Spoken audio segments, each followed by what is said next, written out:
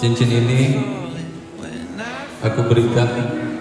kepada calon istriku Triska sebagai lambang cinta kasihku kepada kamu dan maut yang bisa memisahkan kami berdua dan nama Bapa, Putra, dan Roh Kudus di dalam nama Tuhan Yesus. Cincin ini saya pasang. Cincin ini aku berikan kepada calon suamiku Andika sebagai lambang cinta kasihku kepadamu dan hanya maut yang bisa memisahkan kami berdua dan nama Bapa, Putra, dan Roh Kudus di dalam nama